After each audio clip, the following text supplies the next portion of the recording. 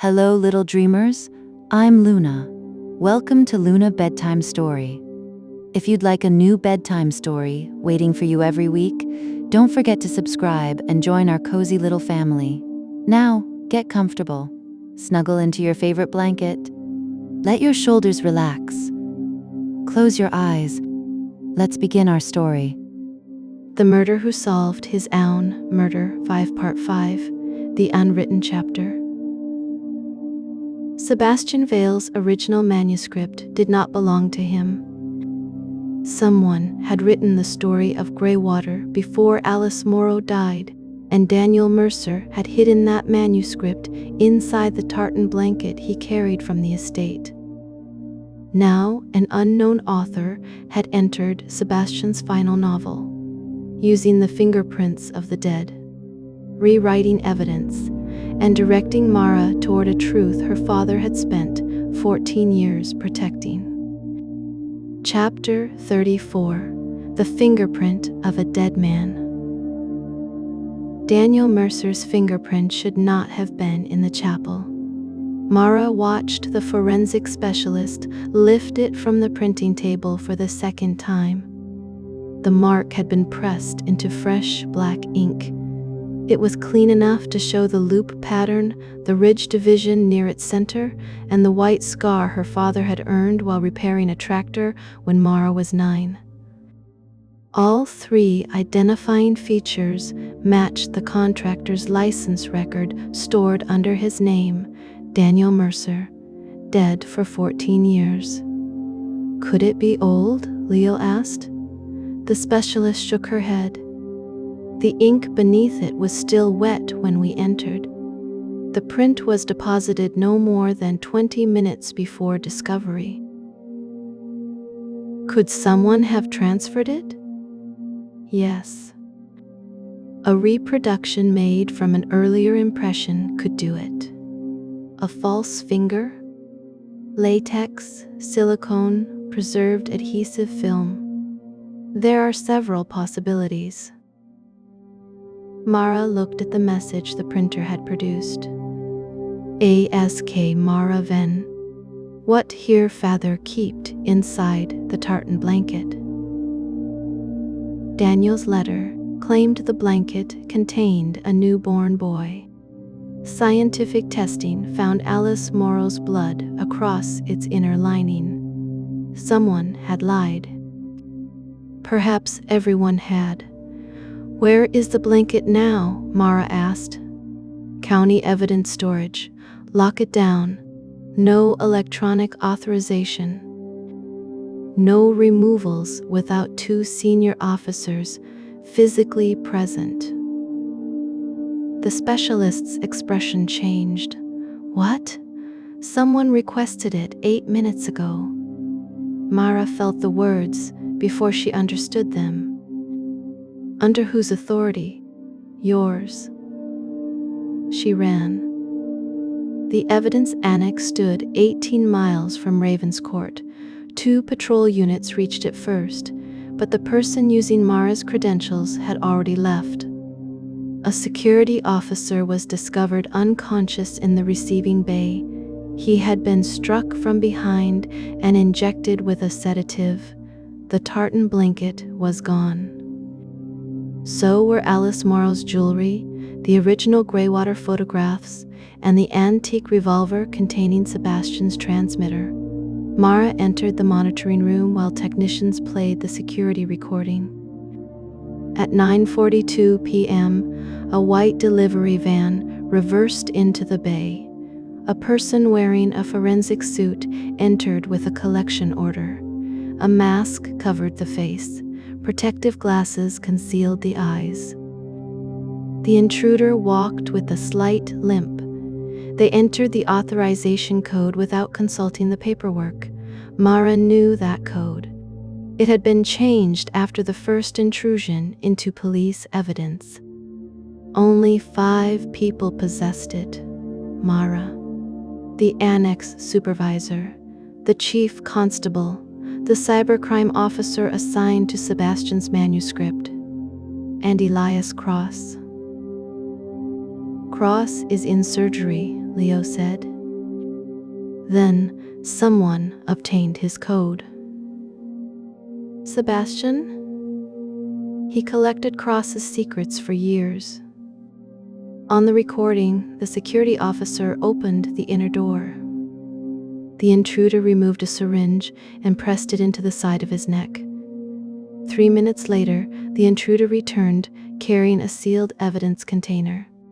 Hands, Mara said. The technician enlarged the image. Blue gloves. A dark crescent marked the intruder's left wrist. Blood? The technician asked. Leo leaned closer. Printer's ink. You're certain? Celia used to have the same mark whenever she worked with Sebastian's paper proofs. Her wrist dragged across the rollers. Celia remains in custody. Then someone wants us to suspect her. The intruder turned toward the van. A strand of silver hair escaped the protective hood. Alice, Leo whispered. Alice is also in custody, Mrs. Bell, too tall. Then who? Mara considered the final message found in the chapel. The next murderer is already holding the book. At the time, Leo had been holding Sebastian's damaged manuscript. Perhaps the message did not accuse him. Perhaps the book meant the story itself. The person controlling its meaning. The person deciding which facts appeared and which disappeared. Mara's phone vibrated. A message arrived from an unknown number. The blanket was never evidence. A second message followed. It was a book cover. Then a photograph loaded. The tartan blanket lay open on a long wooden table. A narrow incision had been made along its lining. Inside was a layer of handwritten pages. Mara enlarged the image. The paper had yellowed. Black ink covered both sides in tight, sloping handwriting. There were more than 200 pages. The original manuscript. The story Sebastian murdered to possess. Chapter 35. The first author. The unknown sender delivered 12 photographs. Each showed another section of the manuscript hidden inside the blanket. The first page contained a title, 7 for a Secret. No author's name appeared beneath it. The opening sentence was familiar. The dead man was buried where the water could never reach him. Sebastian had used almost the same line in The Girl Beneath the Ice. Leo placed an early edition beside the photograph. The entire opening paragraph is identical, he said. Sebastian changed the location and 2 names. He stole it. He expanded it. That does not make it his. Leo turned the first edition face down. Then his career began with theft. His career began with murder. The theft came afterward. The second photographed page described Greywater Hall many years before Alice Frost disappeared. It mentioned a hidden apartment above the boathouse, a sealed nursery in the eastern wing, and Gabriel Frost's silver bell. Gabriel rang the bell before entering a servant's bedroom. No one inside Greywater was permitted to pretend they had not heard it. The original manuscript was not fiction. It was testimony wearing fiction's clothes. Whoever wrote this lived there, Mara said. Mrs. Thera D. Her, Bell? Mara compared the handwriting with Eleanor Bell's police statement. No match. Celia, she would have been a teenager.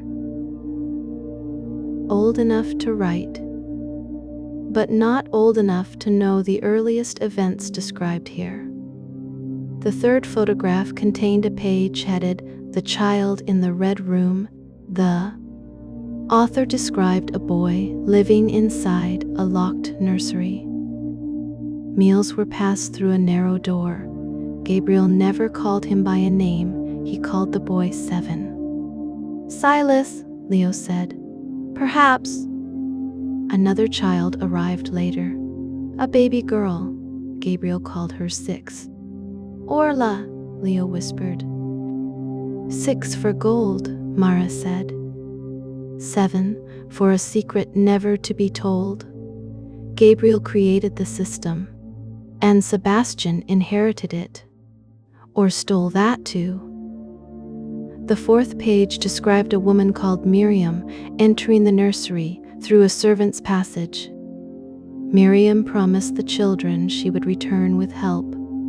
Gabriel discovered her before she could leave. The narrator wrote, "I saw what he did to her hand. I saw the ring he used. I did nothing." A small drawing appeared beneath the paragraph, a raven engraved on a signet ring. Mara had seen that symbol everywhere, on Sebastian's coat buttons, on the antique revolver, on the chair at St. Orison's, on the 7 clocks. The raven had not originated with Sebastian. It belonged to Gabriel Frost. Sebastian took the symbol of the man everyone feared, Leo said. Why? To make himself appear connected to the secret, or to remind the survivors who controlled its new version. The fifth photograph showed a line added in different ink. "If anything happens to me, Daniel has the second copy." Mara stared at her father's name. He had not discovered the manuscript by accident. He knew its author. Another note appeared beneath the sentence. 5 words. "Mara must never read this." "That is your father's handwriting," Leo said. "Yes, he helped hide it, and believed the contents could endanger me."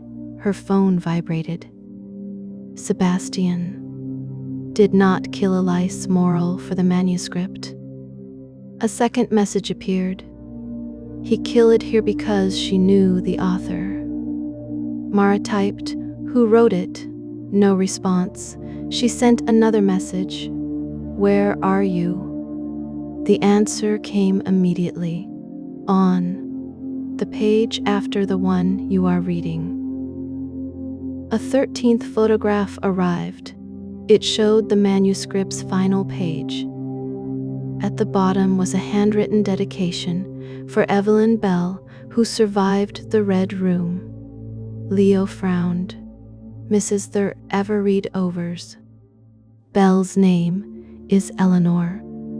"Yes." "Who is Evelyn?"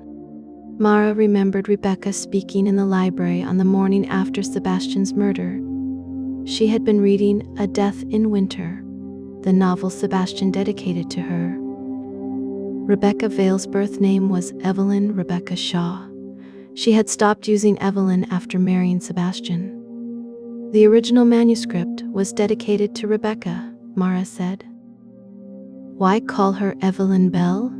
Because Rebecca was one of the children at Greywater. Chapter 36. The Red Room. Rebecca denied it. She sat in an interview room at Ashcombe Police Station, looking at the dedication as though it had been written in blood. For Evelyn Bell, who survived the Red Room. "My surname was never Bell," she said. "Not officially. I have no childhood connection to Eleanor." "You lived with her?" "No. Before the age of 8, you have no school, dental, or medical records. That proves nothing. Your birth certificate was issued retrospectively. So were many others. Mrs. End. Bell worked at Greywater. I know. Did she take you from the Red Room? Rebecca looked toward the observation mirror. I want a lawyer. You may have one. Mara leaned closer. But understand what is happening. Someone stole the original manuscript from police storage. That person has been using my credentials, changing evidence, and adding chapters to Sebastian's novel. No one knows what happened in the Red Room. Sebastian knew. Rebecca's eyes moved. Mara saw it. He married you because you were connected to Greywater. Stop.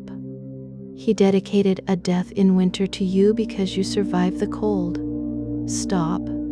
He searched for you. Stop saying that name. Evelyn? Rebecca covered her ears. For several seconds, she remained rigid, eyes closed, breathing through her mouth. When she lowered her hands, something in her had changed.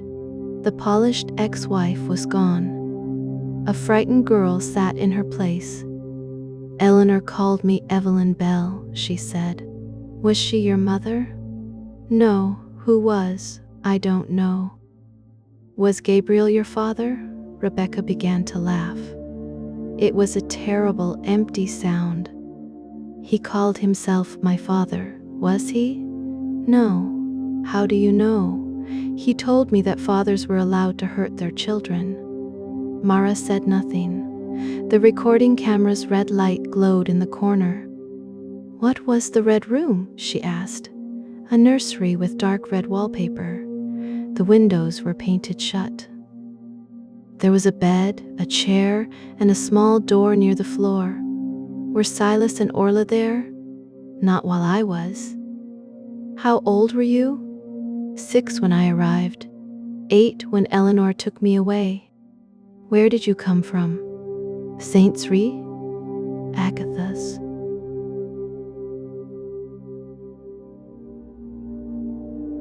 Belle, change your identity? To stop him finding me. How did Sebastian meet you? At university. By chance? Rebecca looked at Mara. There was never chance with Sebastian. He found you. He said he recognized me from a photograph in Gabriel's desk. Did you tell him about the Red Room? Eventually. Did you write the original manuscript? No. Did Eleanor? No. Then who did? A woman named Miriam. Peter Cross's wife. Rebecca nodded. She came to Greywater at night. Eleanor let her into the nursery. Miriam listened to us. She wrote down everything we remembered. The manuscript describes Gabriel breaking her hand. She continued writing with the other one. Did she escape? Yes. With the manuscript? I think so. Why dedicate it? To you? Rebecca stared at the words. Because I was the first child who spoke. The door opened. Mrs. Bell entered with a solicitor and a police officer. A hospital bandage remained visible beneath her coat. When she saw Rebecca, grief crossed her face. Evelyn. Rebecca rose so quickly that her chair fell backward. You said that name was dead. I wanted it to be safe. You left me with him. I came back. 2 years later, I could not enter the house. You left me. Mrs. Bell stopped trying to defend herself. Yes. The admission ended the argument more effectively than denial could have. Mara placed the manuscript images on the table. Miriam wrote this? Mrs. Bell lowered herself into a chair. No. You recognize the handwriting. I recognize it. Then why deny it? Because Miriam did not write alone. Who helped her? Mrs. Bell looked at Rebecca. She did. Rebecca shook her head.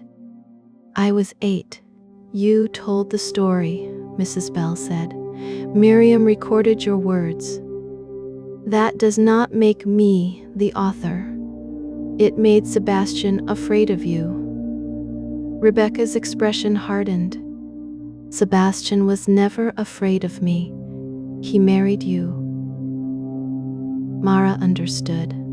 Sebastian had not married Rebecca only because he knew her history. He married the person who could identify which parts of his first bestseller had been stolen from the Greywater testimony. He kept the first author closer than any detective. Did Sebastian know you remembered? Mara asked. I told him I forgot. Had you? No. Then why stay with him? At first I wanted proof. Then I wanted him to confess. Later, what?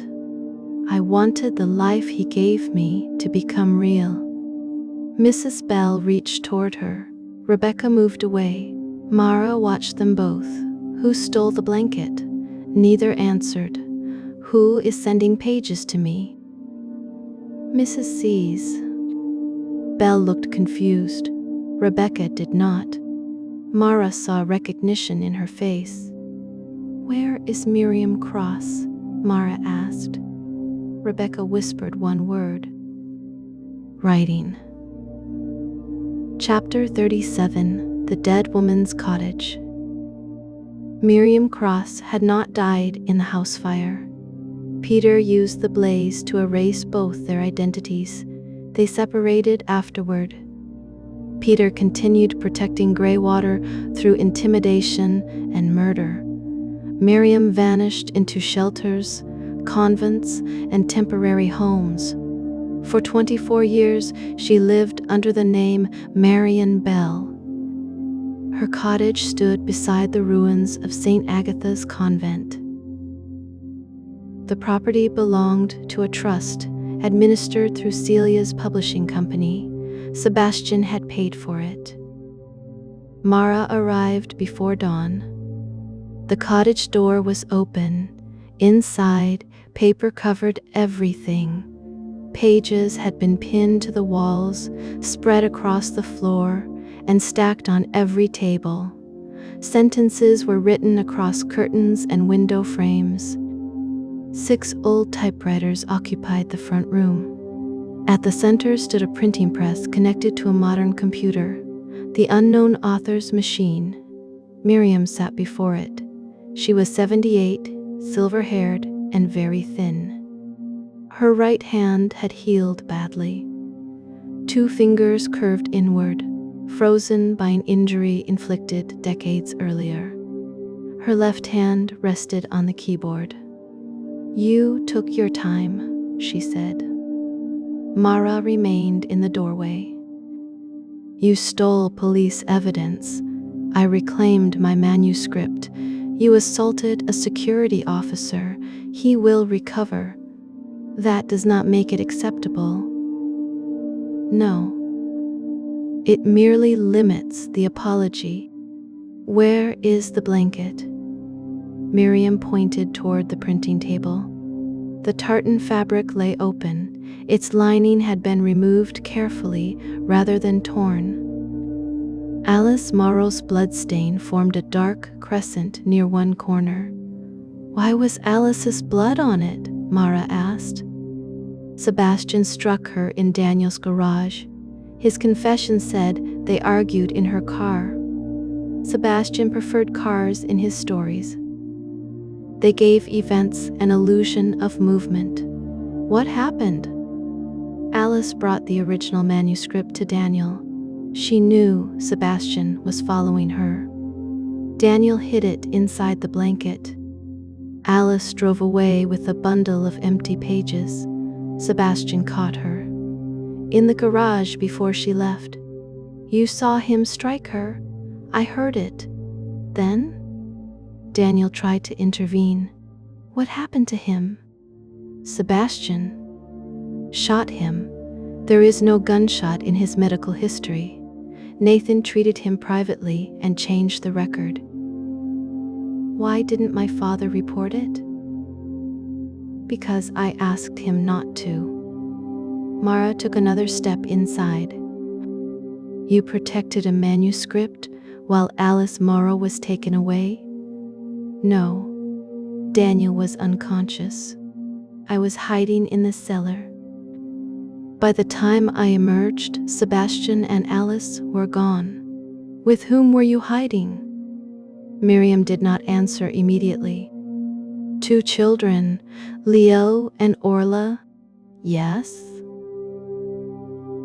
That contradicts Daniel's letter. Daniel wrote what Sebastian instructed him to write. Why? To protect the children after his own death. Where did Sebastian take Alice? To Greywater Lake. Who helped him replace the woman beneath the ice? Nathan. Nathan knew Alice Morrow was alive? Yes. Then Nathan participated in murder? Yes. Why would he? Because he was keeping Alice Frost alive. Mara became still. Explain. Nathan found Alice Frost beneath the ice after Sebastian pulled her out. Her lungs were damaged. Her heart stopped twice. He treated her secretly in the boathouse. Why not call an ambulance? Because police would discover the hidden children, Gabriel's death, and the substituted identities. So he chose concealment. He chose the wounded person in front of him, and Sebastian used that choice to control him. For the next 24 years, Mara looked around at the pages. You have been adding chapters to Sebastian's manuscript. I have been correcting it. You used my credentials. No, you released Mrs. Thimber-O. Bell. No, you sent the photograph of my father. Yes. You printed the chapel pages. Yes, you manufactured Daniel's fingerprint.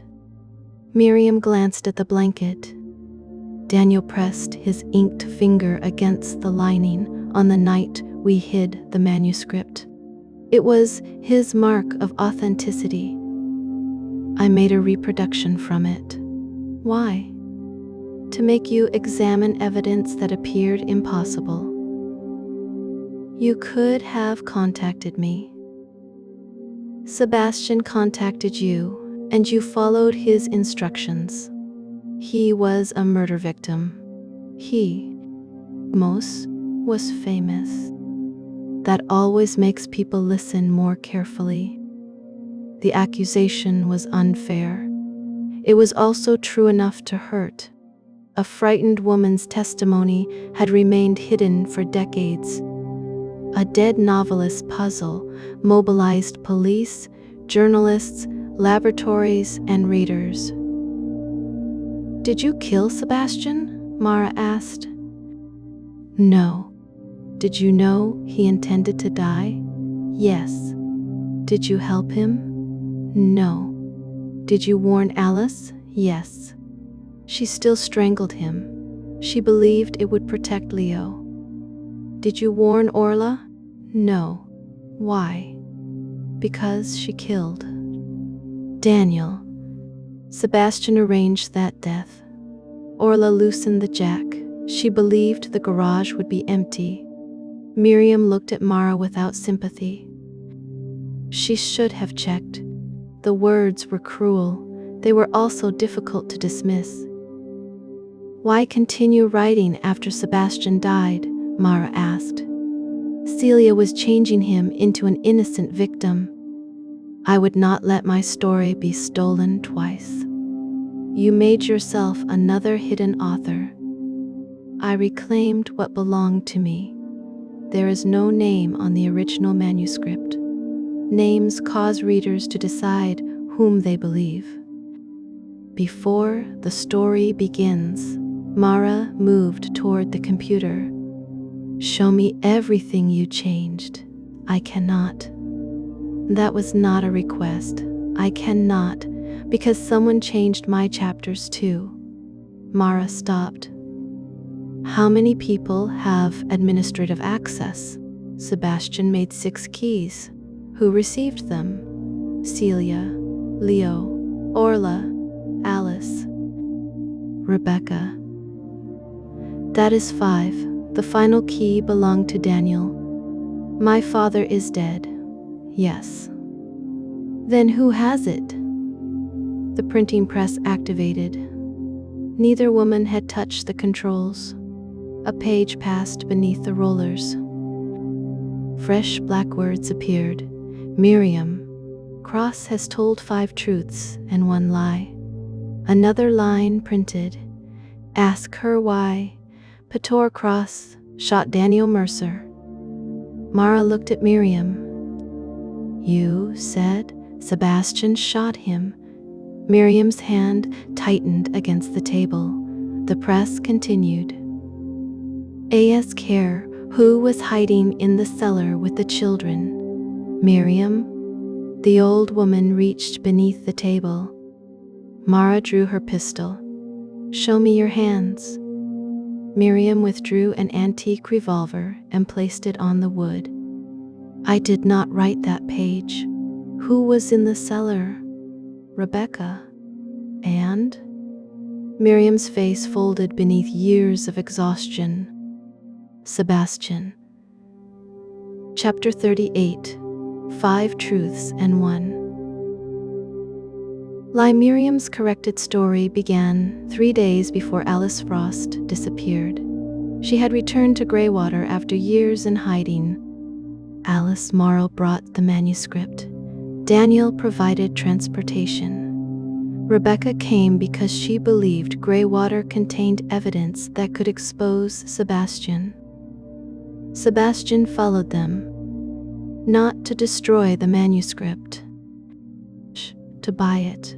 He was already planning The Girl Beneath the Ice, Miriam said.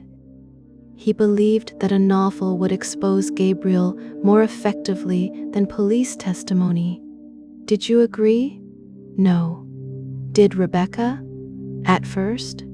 Mara thought of Rebecca later marrying him. Sebastian convinced her. He understood that survivors are easiest to control when you offer them a version of events in which their survival has meaning. What happened in Daniel's garage? Alice refused to. Once to render the manuscript. Not a mother or Ived. He said Gabriel's former associates were searching for the children. Gabriel was already dead? Yes. Why did Peter shoot Daniel? Daniel accused him of planning to sell the manuscript. Was he? Yes.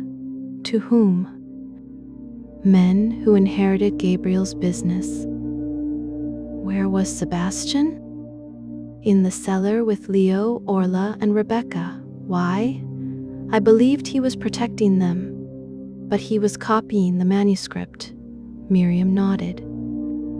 Daniel had already hidden the original in the blanket. What happened when Alice tried to leave? Sebastian followed her. You did not see him strike her? No. Then how do you know he did? Rebecca saw it through. The window. Did Rebecca testify? No. Why? Sebastian told her Alice was dead before he touched her. Mara studied the old woman. You blamed Sebastian for shooting my father because you wanted me to distrust him. I needed you to understand what he was. You replaced a fact with a moral judgment. Peter fired. Sebastian created the circumstances. That is what Sebastian did throughout his books. He changed details until his preferred interpretation became the only possible ending. Miriam looked away. Facts without interpretation protect powerful people. False facts protect authors. The press produced another page. The 6th key was never Daniel's. Mara looked toward it. Daniel was only its keeper. Then, Mara Venn has owned it since she was 17. Mara turned to Miriam. What did my father give me at Greywater? I do not know. That is your remaining lie. No. You wrote that I must never read the manuscript. Daniel wrote those words because he believed I already possessed something that could open it. Mara searched her memory. The broken down car, her father returning from the darkness, the tartan blanket in his arms, a child's bare foot, scratching beneath the lake, Alice whispering Sebastian's name. Then another memory opened. Daniel had placed a small object in Mara's coat pocket before they left. If anyone asks, you found it on the road. A brass key stamped with a raven. Mara carried it for years on the same ring as her house key. It disappeared after Daniel's funeral. Rebecca took it, Mara said. Miriam stared at her. She attended the funeral, yes. She embraced me beside the grave, yes. She took the key from my coat. I did not know. Rebecca has controlled the 6th key for 14 years. Miriam's eyes filled with fear. She was here before you arrived.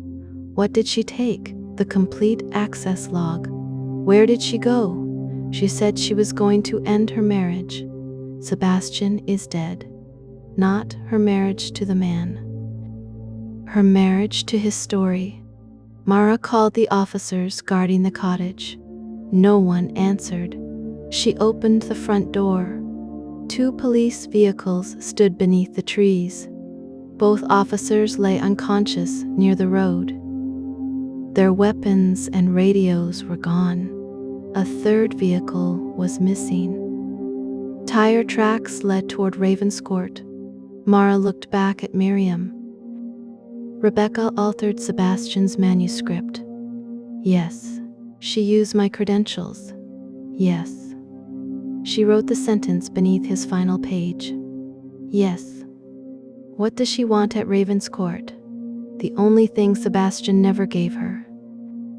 What? Her name on the story. Chapter 39. The Wife's Edition. Ravenscourt's gates stood open. The patrol vehicle abandoned near the entrance still had its engine running. She had also removed Sebastian's chair from the burned tower study. Scratches crossed the corridor floor, leading toward the hidden passage. The trail ended at Gabriel Frost's grave beneath the chapel. The grave had been opened. Gabriel's remains rested inside a lead-lined coffin. Above them, Rebecca had constructed a desk from old chapel boards. Sebastian's chair stood behind it. 7 first editions formed a semicircle around the coffin. The antique revolver lay on the desk. The tartan blanket covered Gabriel's bones. Rebecca sat in Sebastian's chair. Celia knelt near the wall with her hands tied. Leo stood beside her. He was not restrained. Mara entered alone. Move away from the desk. Rebecca smiled. You finally came to my launch. This ends now. No. This is the first honest beginning the story has had. Leo lifted one hand. She has wired the chapel. Small devices had been placed between the stones. Are they real? Mara asked. Rebecca laughed. After the ballroom you had to ask, what do they trigger? The collapse of Gabriel's grave. Why? Sebastian thought Gabriel belonged beneath his story. I believe they belong together. You intend to destroy every version of the manuscript except your own. I intend to stop being a character in other people's books. Celia pulled against the rope. She is insane. Rebecca turned toward her. You published my childhood without my name. I did not know. You read Miriam's manuscript. I read Sebastian's draft. He copied entire passages. I thought they were his. You recognized the red room. Celia said nothing. Rebecca looked at Mara. Celia removed it from the final book. She said readers would find it unbelievable. Why bring her here? To make her admit it. You already recorded the confession. I needed a witness who mattered. Why me? Because Sebastian chose you to finish his story. If you hear mine and still arrest me, at least I will have been judged as myself. The story cannot judge anyone. Police reports do it every day. Mara approached carefully.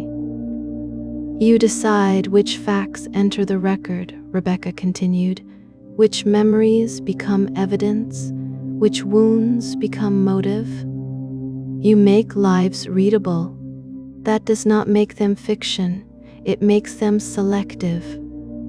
Rebecca opened the original manuscript. I wrote the first sentence. Mara stopped. The first line of 7 for a secret? Yes. You were 8. I told Miriam what Gabriel did to the child beneath the nursery floor. She wrote my words. The dead man was buried where the water could never reach him. Silas, Mara said. Rebecca nodded. Gabriel killed him before Alice Frost tried to escape. Why keep pretending he survived? Peter needed Gabriel's associates to search for the wrong child. Orla. Yes. Sebastian later gave Silas's identity to Leo. To make Leo visible while Orla remained hidden. Leo looked at Rebecca. He used me as bait. He gave you the history of a murdered child and waited for the guilty to come looking. Why did you never tell me? Rebecca's voice softened. Because you loved the name he gave you? Leo turned away. Mara watched Rebecca. You entered Sebastian's study on the night he died, before the murder. What time? 10:30. Why? He asked me to bring his heart medicine. What did you give him? The tablets in his bedside drawer. Did? You read the label? He said the prescription had changed. What color were the tablets? White. Sebastian's prescribed medication was blue. Rebecca stood. No. Someone replaced them. No. You administered the aconitine. I gave him his medicine. You gave him poison. No. He selected you because carrying his tablets was ordinary. You had done it hundreds of times while married to him. Rebecca's hands shook. He made all of us his murderers. Yes, he wanted this. He wanted guilt divided so completely that no one could find the boundary between murder and suicide. Celia whispered, he loved puzzles. No, Mara said. He loved control. A printer hidden behind the altar activated. A page emerged. Rebecca did not move. Leo retrieved it. His expression changed. What does it say? Mara asked. He handed her the sheet. REBECC did not poison Sebastian. A second page slid out. The tablets contained no aconitine. Mara looked at Rebecca. A third page appeared. The poison was in the coffee. A fourth followed.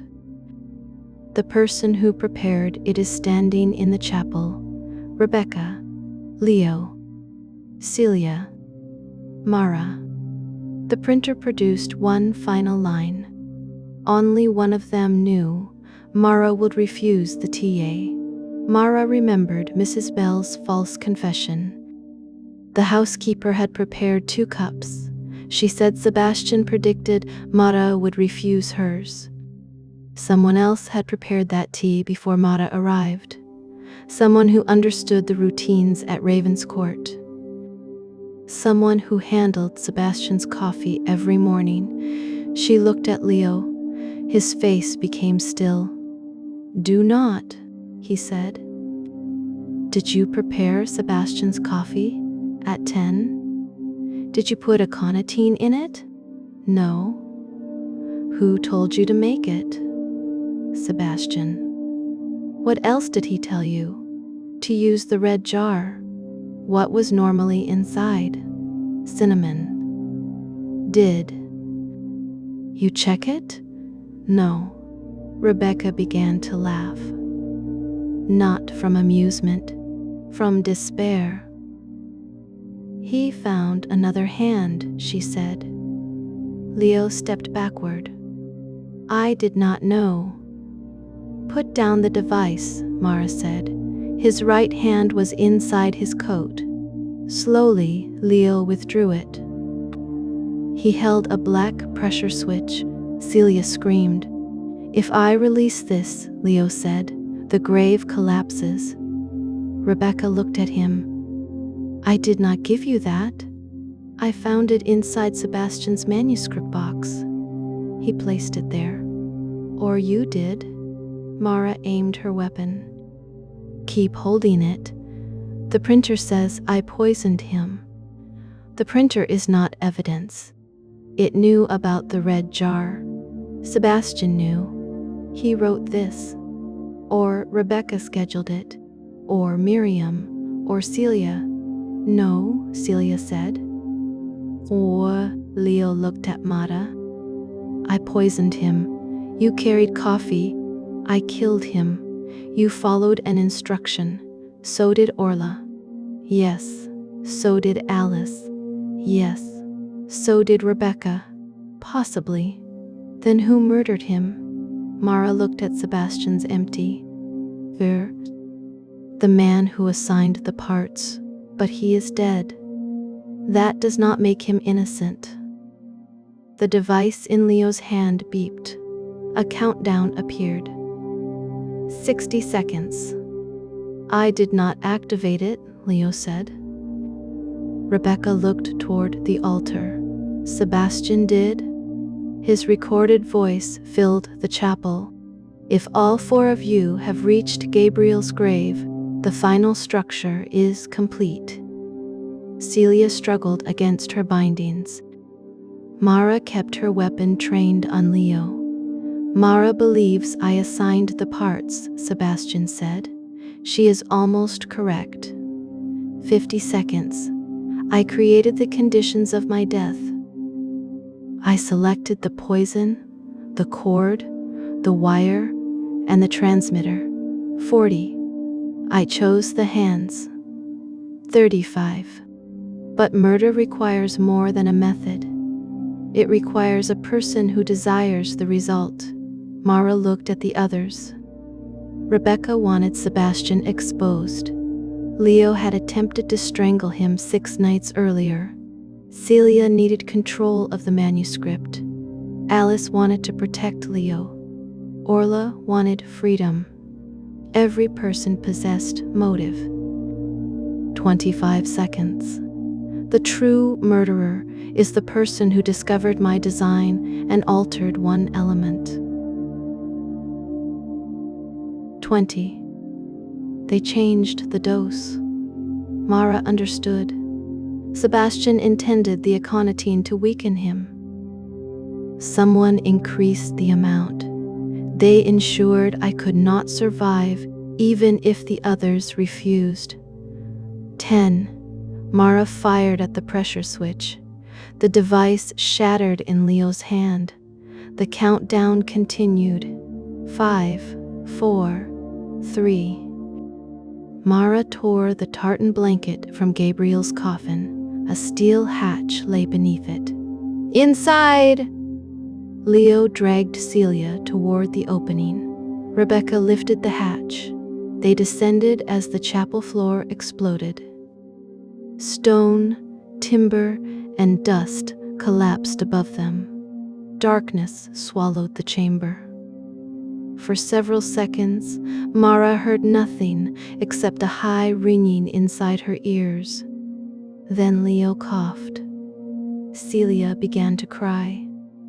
Rebecca found a flashlight. Shelves covered the underground room. Hundreds of glass jars filled them. Each contained red powder, cinnamon. At the center stood a narrow desk. Upon it was a single jar labeled aconitin. It was empty. Beside it lay a photograph taken in Sebastian's kitchen on the morning of his death. A hand reached toward the red jar. The wrist wore a silver bracelet. Celia looked down. The same bracelet circled her wrist. Chapter 40, The Dose. Celia stared at the photograph. That proves nothing.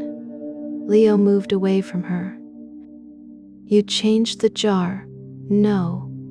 You were in the kitchen. I was getting coffee. You knew Sebastian asked me to prepare his cup every morning. So did everyone. You knew about the red jar. I knew it contained cinnamon. Mara examined the photograph.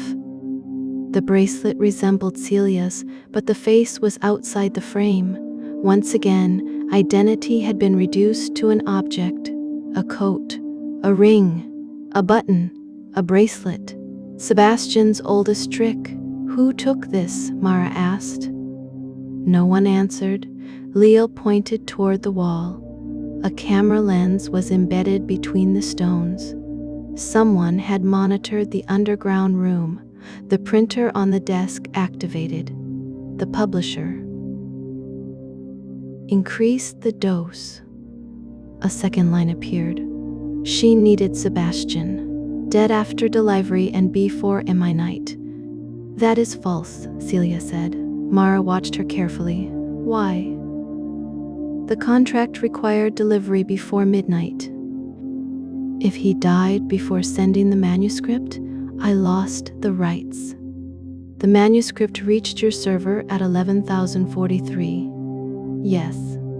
After that, his death increased its value. I did not know when he would send it. Leo stared at her. You received an email at breakfast. I receive hundreds. You smiled after reading it. Then you went into the kitchen. I wanted coffee. You touched the red jar. No.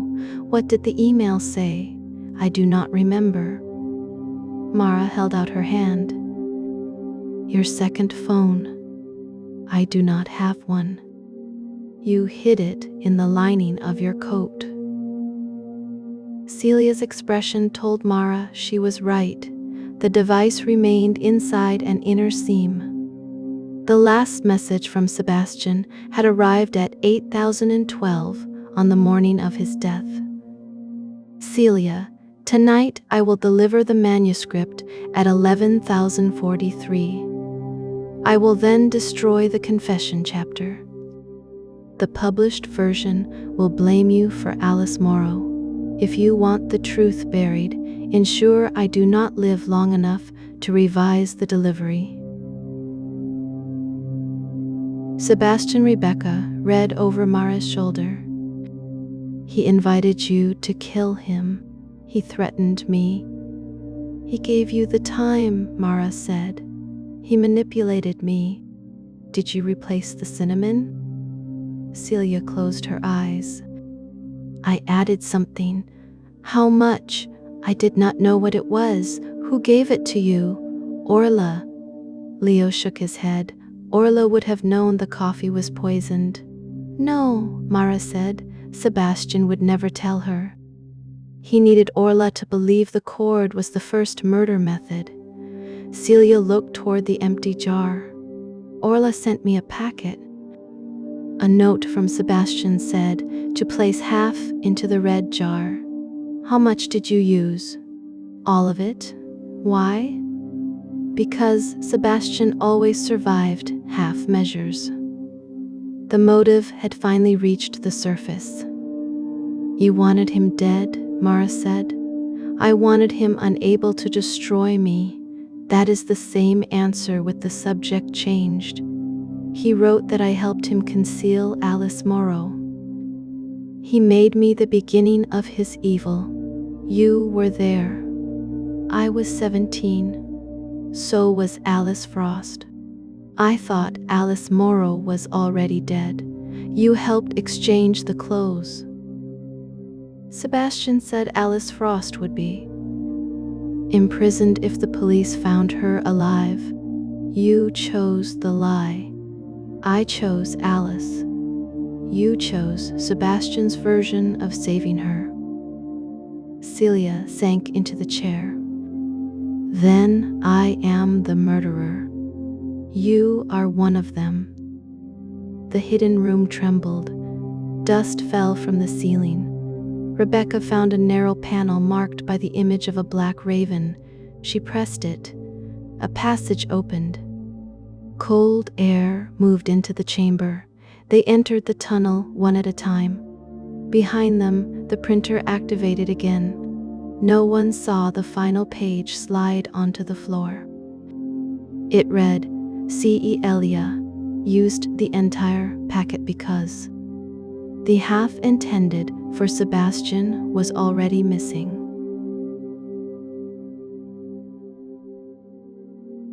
Chapter 41. The Missing Half. The tunnel emerged near Ravenscourt's winter garden. Rescue teams took Celia into custody. Leo was treated for smoke inhalation. Rebecca refused medical attention until she learned Mrs. Bell was safe.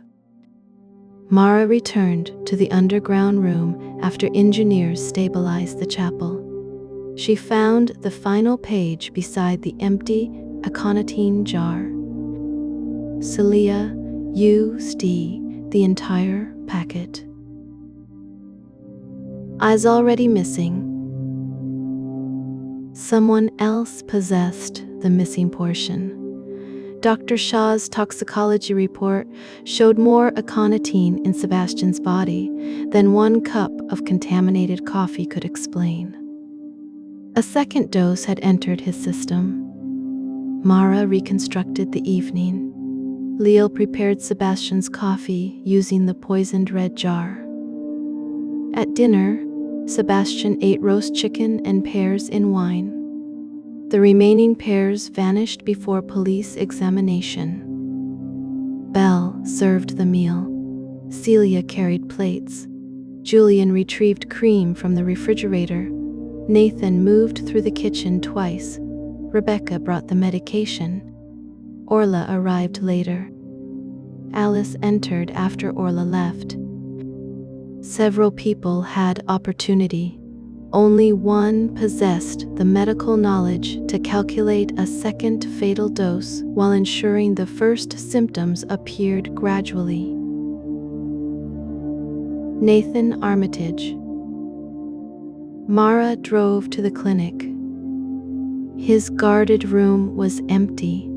The officer outside claimed Mara had authorized a transfer 4 hours earlier. Another forged order. Destination: St. Agatha's Convent. Miriam Cross had also disappeared from her cottage. On her printing table, officers found a note. Nathan knows why Alice Morrow had given birth. Mara read it twice. The woman buried under Alice Frost's name had previously given birth. No child appeared in the convent records under Alice Morrow's married name. Mara called Cross at the hospital. He answered after the 4th ring. "You sound terrible," she said. "You always know how to lift the spirit. Nathan has disappeared." "Where?" "St. Agatha's." Cross became serious. Why would he go there? "Miriam says he knows about Alice Morrow's child." Silence. "What?" Mara asked. "My father said something at platform 9 before you arrived. You withheld it? I did not know whether it mattered." "What did he say?" "He said Sebastian's greatest theft was not Miriam's manuscript." "What was it?" "A daughter." Mara looked through the clinic window at Nathan's empty bed. "Whose daughter?" Peter said. "Alice Morrow gave birth at St. Sacht. Agatha's 14 months before Greywater." "What happened to the child?" Nathan signed the death certificate. "Was she dead?" "My father said no." Alice Morrow had not become involved in the Greywater conspiracy only because she treated Miriam or protected her manuscript. She was searching for her stolen child. "Did Peter give you a name?" Mara asked. "No."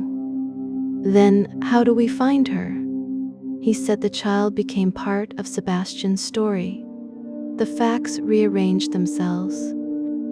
Orla was believed to be Celia's daughter.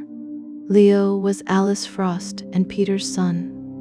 Rebecca came from St. Agatha's years earlier. Mara herself had been 17 when Alice Morrow died. Her birth certificate listed Daniel Mercer and Helen Mercer as her parents.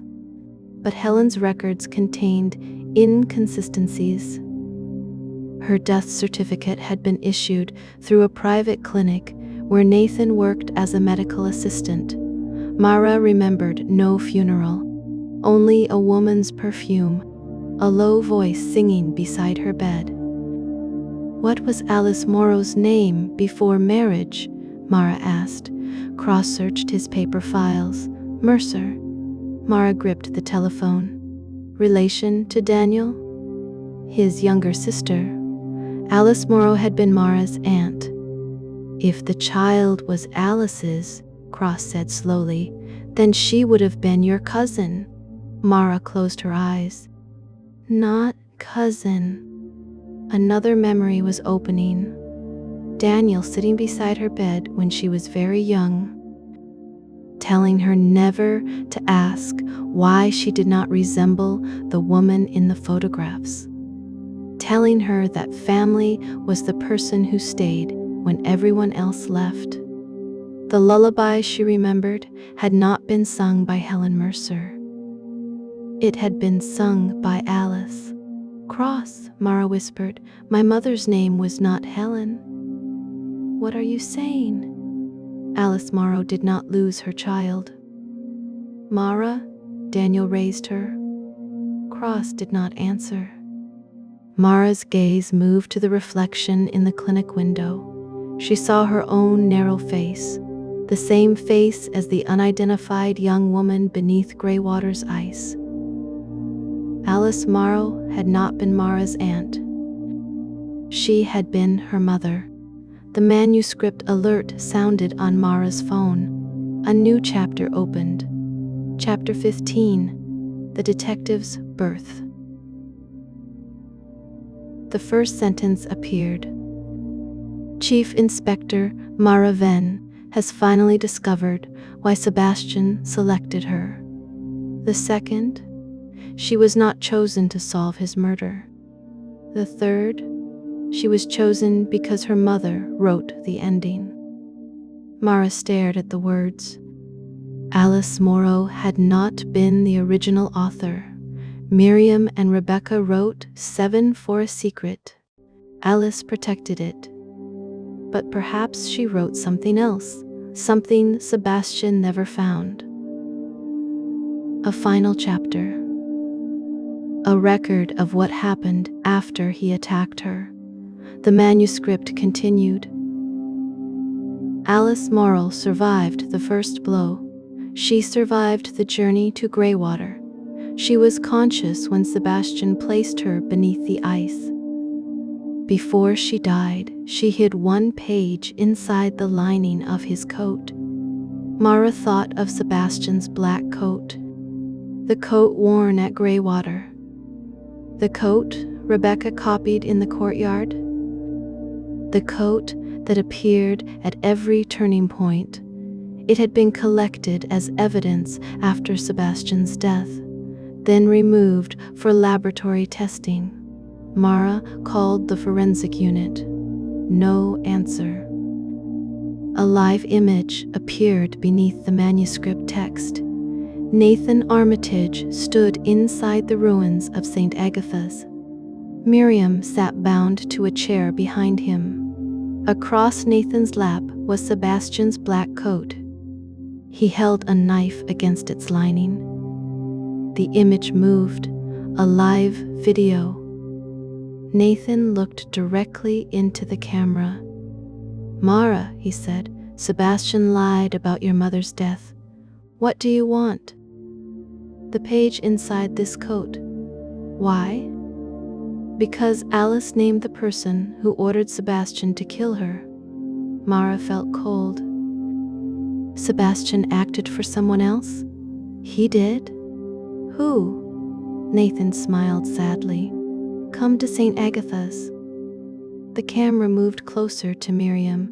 A cord circled her throat. "Come alone," Nathan said, "or the first author dies before you read her final sentence." The screen turned black. A new line appeared. For the first time, the fictional detective did not tell Mara what to do.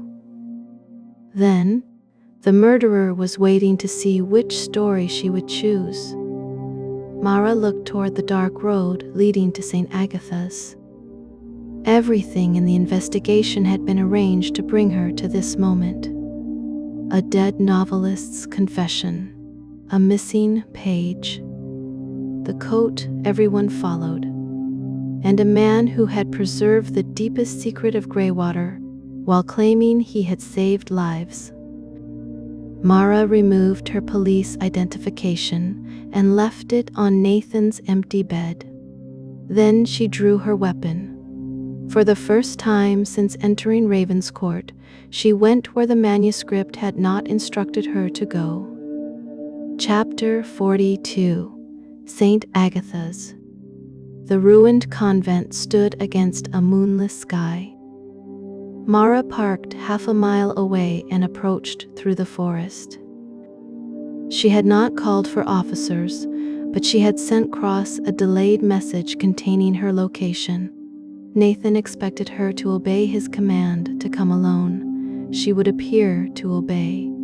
The convent doors were open. Candles lined the central aisle of the chapel. Their flames leaned in the cold wind, moving through the shattered windows. Miriam sat before the altar. The cord around her throat was attached to a pulley above the rafters. The other end disappeared through a doorway leading to the crypt. Nathan stood beside her. Sebastian's black coat lay across the altar. "You came," he said. "Remove the cord. When we are finished, where is the page in the lining? Then take it out." "I cannot." "Why?" "Because the lining contains 3 pages. Mara stopped. Alice wrote only 1. She wrote 1. Sebastian added another. Someone else added the 3rd. Who? That is what we are here to discover. Nathan used the knife to open the coat. 3 folded sheets rested inside. He laid them on the altar without opening them. 1 page is Alice's testimony, he said. 1 is Sebastian's confession. 1 is a forgery written by the person who ordered Alice Morrow's death. How do you distinguish them? You do? Why me? Because Alice addressed her page to her daughter. Mara looked at the pages. You knew who I was. I delivered you. Did my mother survive my birth? Yes. Did Daniel know? He helped arrange it. Why give me to him? Because Alice was being watched? By Sebastian? By Celia? Mara's eyes narrowed. Celia was 17. She was also Gabriel Frost's daughter. He taught her to protect the family before she understood what protection meant. Did Celia order Sebastian to kill Alice? No. Then who? Nathan glanced at Miriam. The old woman's eyes widened. Mara followed his gaze. You? Miriam shook her head frantically. The cord tightened slightly as she moved. Nathan spoke quietly. Miriam believed Alice intended to sell the manuscript. She brought it to Daniel for protection. That is the version Miriam gave you. Mara looked at the old woman. What happened? Miriam could barely speak through the cord. Alice wanted money. For what? To disappear with Mara. Did you stop her? I asked Sebastian to retrieve the manuscript. Mara felt the final betrayal approaching. Did you tell him to kill her? No. What did you tell him? That if Alice reached the police, Greywater would become public before the children were safe.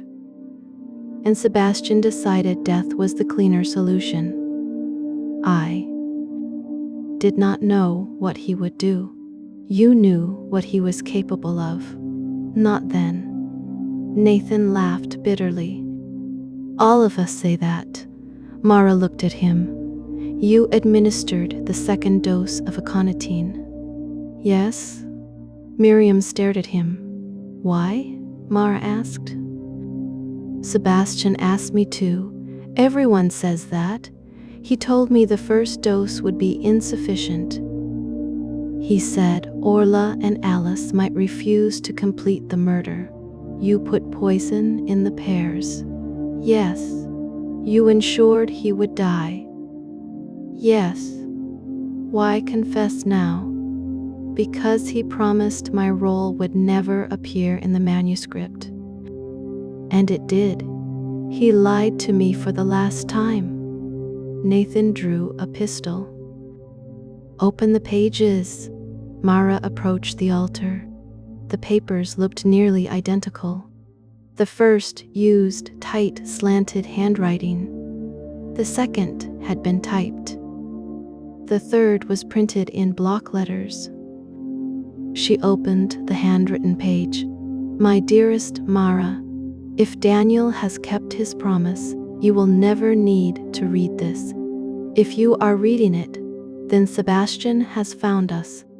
Mara's vision blurred. Her mother's final words. I gave you to my brother because I wanted you to have a life untouched by Greywater. Sebastian believes I possess only Miriam's manuscript. He does not know I copied the financial records hidden in Gabriel's study. Those records prove who purchased the children, who paid St. Agatha's, and who continued Gabriel's work after his death. The person is not Celia. It is not Peter. It is not Nathan. Her name is. The bottom of the page had been torn away. Nathan looked shocked. It was complete. Who removed the name?